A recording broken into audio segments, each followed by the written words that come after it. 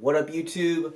Welcome to DevAF. This week I wanted to do something a little different, introduce myself, and also do our first episode of Synth Outside the Box, where I'm showing you guys how to create interesting rigs that are a little different than what a lot of people are putting up on YouTube. So first and foremost, yes, my name is Devin. I've shortened that to Dev, and the AF does not stand for as fuck. It actually stands for Askunis Francesco, which is a combination of a Greek last name and an Italian last name. A Gritalian last name, I guess. I just thought it was kind of clever, and yeah, it's a little hard to tell if it's as fuck or if it's something else. I don't know. Anyway, so let's get into Synth Outside the Box. Y'all aboard? So here's the deal. Synth Outside the Box is going to be a reoccurring series I'm going to do about a couple pieces of vintage hardware that I feel can allow you to get into analog synthesis and analog tones for much, much cheaper than what a lot of YouTube's telling you.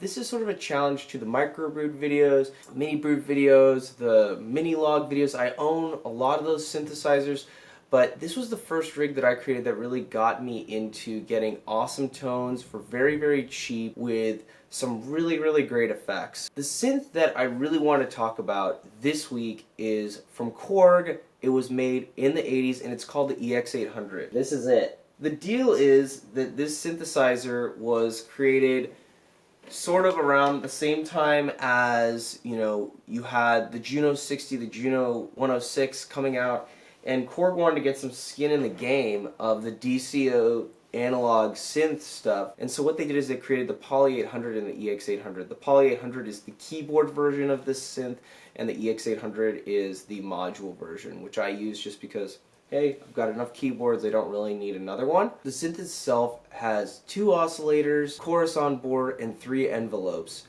It also has a pretty nasty sounding filter that I really like using on every single patch I make with it, and though the data entry is manual and by key, you can actually get some mods on this thing so you'll have knob control of everything. It does not have MIDI CC, it is only SysX, and I guess that limitation is probably why it's not as attractive to some people, but because it's not attractive, I was able to get one on eBay for $300 with shipping. That's pretty much nothing for an 8-voice polyphonic synthesizer, holy shit. Yes, 8 voices, not 4, not 6. The other part of the rig that I want to talk about is the effects. So the EX800 only has a chorus on board. It doesn't have delay, reverb, etc. all. So I really liked pairing it with this awesome little multi-effects pedal that I found online for only $70. It's the Zoom MS-70 CDR, and not like a CD recordable medium, my friend. That's chorus delay and reverb, and this thing gets crazy.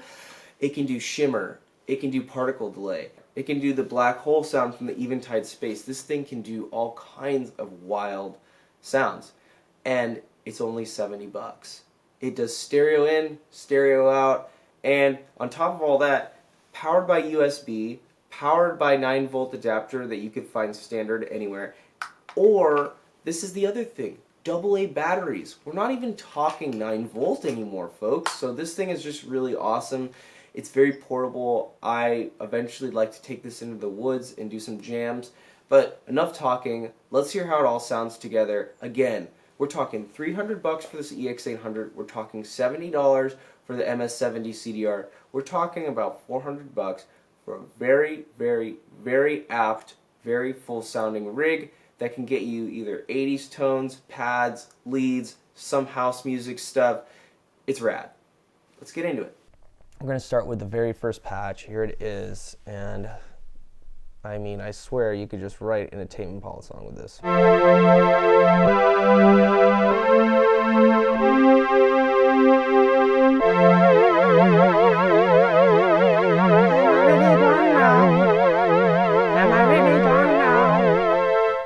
I love it. It sounds so good. I could keep playing on that tone. I'll show you a couple other ones. More of a straight.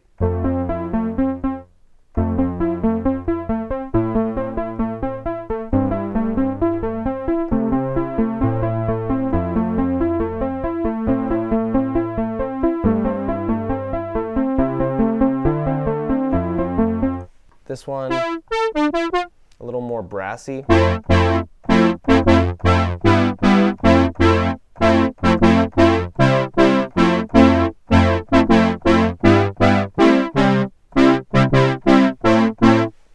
Here's the deal.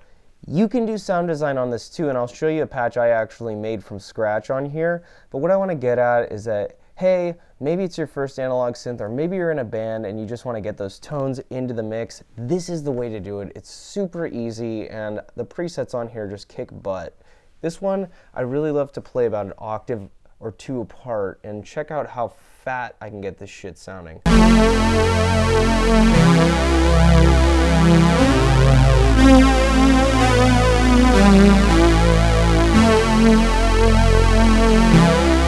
I could just keep going. 31 is another favorite. Check this out. It's got two different sounds kind of cascading over one another.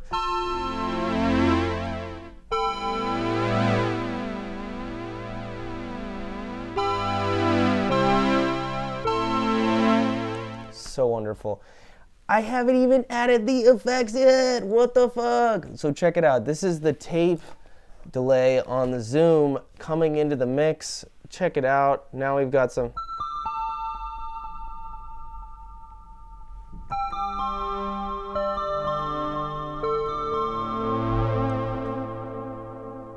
Ooh.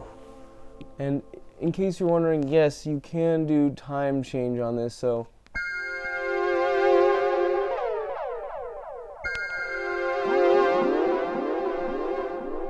If I really wanted to, I could do the.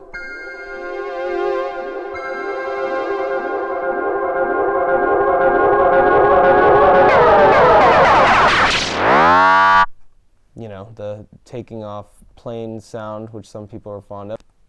The other thing that this thing does remarkably well are these insane reverb patches. So this one's called the particle reverb, and I'm very fond of it. It just adds almost like a freeze underneath the patch. So I'm going to go back to that first patch. We remember how good the first patch sounded. Add in a little particle reverb, and suddenly.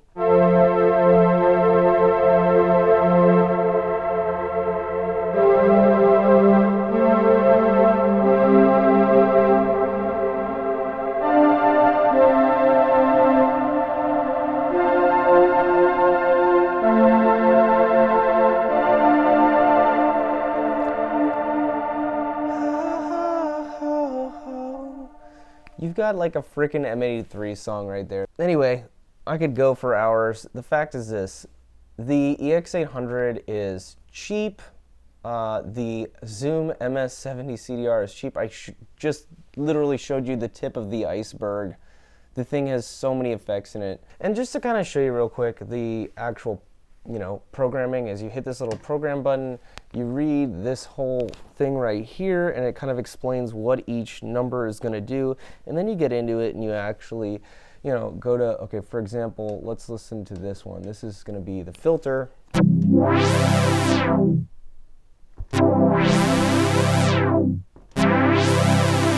Probably better demonstrated on a patch that doesn't have a ridiculous attack on it. Okay, hold on.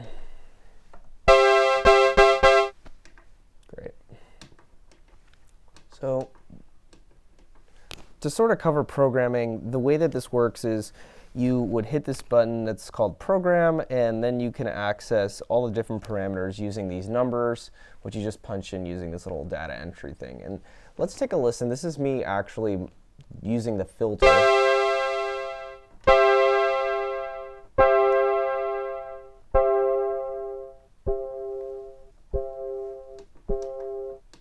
And then I can actually.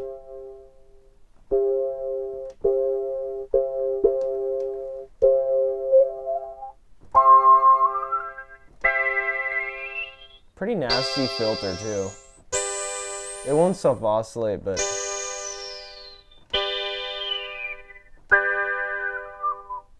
I don't know, I just find it endearing how bad the filter is. Anyway, you can mod this thing, you can add knobs to it. It's really, really great, and I'm a huge proponent for anyone getting into this synth and trying it out. It is a very, very cheap way to get into synthesis. Thanks so much for joining me on Synth Outside the Box, and I'll catch you on the next one where we're going to be covering the omnichord. a weird synthesizer created by Suzuki. For those who didn't know how to play music, it is a crazy, weird strum digital auto harp that will blow your minds. Thanks for joining, and I'll catch you next time on DevAF. Subscribe if you like this content. Thank you very much.